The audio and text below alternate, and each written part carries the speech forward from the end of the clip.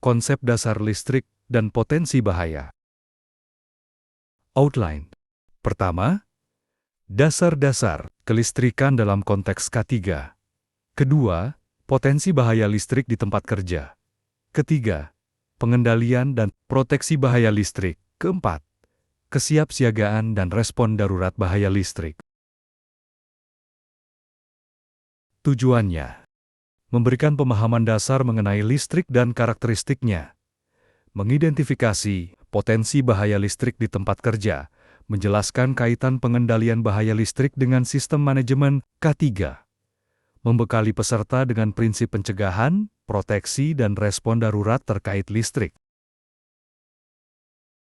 Pertama, dasar-dasar kelistrikan dalam konteks K3. 1,1 konsep arus, tegangan, resistansi, daya, dan hubungan antar besaran listrik. 1,2 perbedaan arus AC dan DC dalam aplikasi industri. 1,3 karakteristik fisika listrik yang berpotensi menimbulkan bahaya. Arus listrik.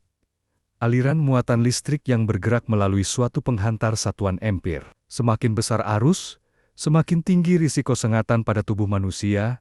Tegangan. Beda potensial listrik satuan volt. Tegangan tinggi meningkatkan potensi bahaya. Bahkan sentuhan singkat dapat berakibat fatal. Resistansi. Hambatan penghantar terhadap arus listrik satuan ohm. Tubuh manusia juga memiliki resistansi, tetapi nilainya bervariasi.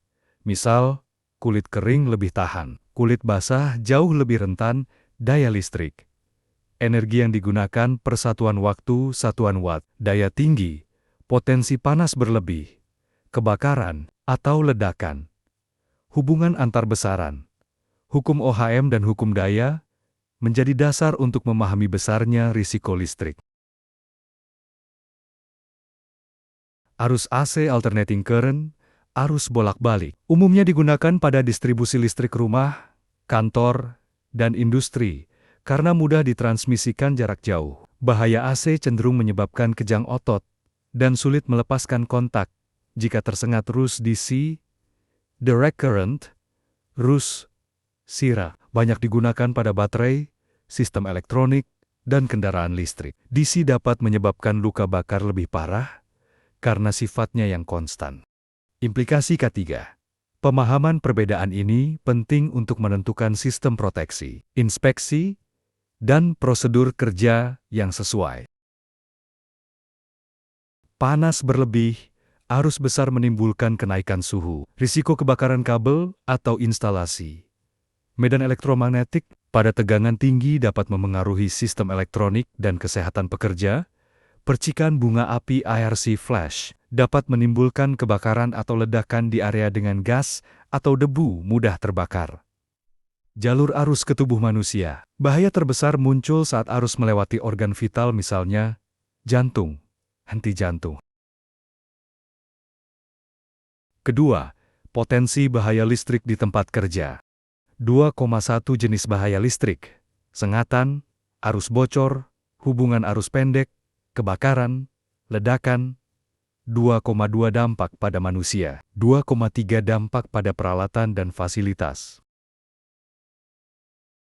Sengatan listrik electric shock terjadi saat tubuh menjadi bagian dari rangkaian listrik. Dampaknya bervariasi, kesemutan, kejang otot, hingga henti jantung.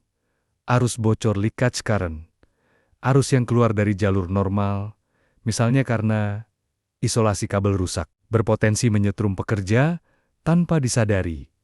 Hubungan arus pendek short circuit terjadi bila arus mengalir langsung dari fasa ke netral atau ground, bisa memicu percikan api dan merusak peralatan. Kebakaran listrik akibat kabel overheat, korsleting, atau instalasi tidak standar, salah satu penyebab kebakaran industri yang paling umum. Ledakan listrik arc flash atau blast, pelepasan energi listrik yang sangat besar dalam waktu singkat, menimbulkan suhu ekstrem, gelombang kejut, dan kebisingan tinggi. Luka bakar listrik bisa terjadi di titik masuk dan keluar arus pada tubuh. Gangguan saraf dan otot, arus dapat menyebabkan kontraksi otot, kelumpuhan sementara, atau gangguan saraf permanen, henti jantung, atau respirasi. Arus yang melewati jantung atau paru dapat mematikan dalam hitungan detik. Trauma sekunder, pekerja bisa jatuh dari ketinggian atau terpental akibat sengatan listrik. Kerusakan mesin dan panel listrik. Korsleting dapat membuat downtime produksi, kebakaran fasilitas. Percikan listrik dapat menyulut material mudah terbakar. Gangguan operasional. Pemadaman listrik darurat mengganggu rantai produksi dan mengakibatkan kerugian ekonomi, risiko reputasi, dan hukum. Perusahaan bisa dikenai sanksi jika insiden listrik menimbulkan korban atau kerugian besar. Ketiga, pengendalian dan proteksi bahaya listrik. 3,1 Hierarki. Pengendalian risiko eliminasi, substitusi, engineering, administratif, APD. 3,2 Proteksi teknis grounding, circuit breaker, RCD. 3,3 Proteksi administratif, izin kerja listrik, inspeksi, maintenance. Eliminasi, menghilangkan sumber bahaya, misalnya meniadakan kabel listrik terbuka atau memindahkan jalur listrik dari area kerja berisiko tinggi. Substitusi, mengganti sistem atau peralatan berbahaya dengan yang lebih aman, seperti mengganti kabel tanpa standar dengan kabel berinsulasi tahan api. Engineering control, pengendalian teknis, misalnya pemasangan circuit breaker, grounding, isolasi kabel, atau sistem proteksi arus lebih administratif. SOP, izin kerja listrik permit to work, inspeksi berkala, pelatihan K3 kelistrikan, APD alat pelindung diri, sarung tangan isolasi, sepatu safety di elektrik, helm dengan face shield yang digunakan hanya sebagai proteksi terakhir. Grounding, memberi jalur aman untuk arus bocor, sehingga tidak melewati tubuh pekerja circuit breaker MCB, memutus arus otomatis ketika terjadi hubung singkat atau arus berlebih. RCD Residual Current Device, memutus arus jika ada kebocoran arus kecil sekalipun, misalnya kurang dari 30 meter. Sangat efektif melindungi manusia dari sengatan fatal.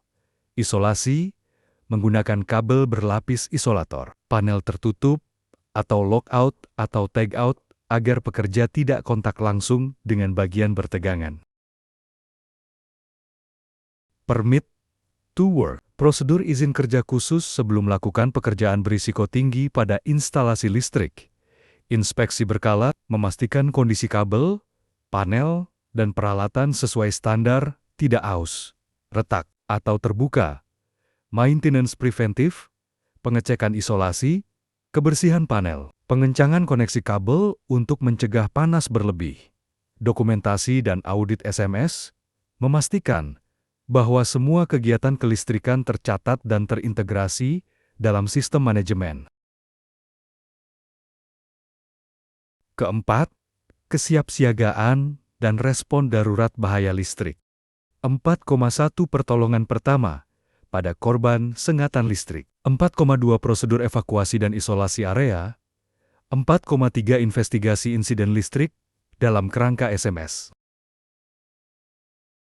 Putuskan sumber listrik terlebih dahulu.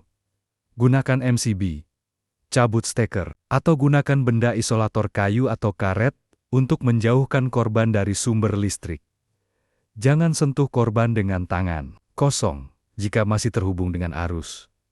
Periksa tanda vital korban, pernapasan, denyut nadi, kesadaran, resusitasi jantung paru RJP atau CPR. Bila korban tidak bernapas atau tidak ada denyut, segera hubungi tim medis atau evakuasi ke fasilitas kesehatan. Amankan area dengan memasang tanda bahaya atau pembatas agar pekerja lain tidak mendekat. Isolasi listrik dengan memutus aliran di panel utama jika terjadi kebakaran atau arus bocor besar. Ikuti jalur evakuasi sesuai rencana tanggap darurat. K3 Perusahaan, koordinasi dengan tim tanggap darurat internal ER tinggi agar penanganan cepat dan terarah. pengumpulan data, kronologi kejadian, kondisi instalasi, saksi mata, peralatan yang terlibat. Analisis akar penyebab root cause analysis. Apakah karena faktor teknis, misal kabel aus, proteksi gagal, atau faktor manusia, tidak SOP, tidak kompeten?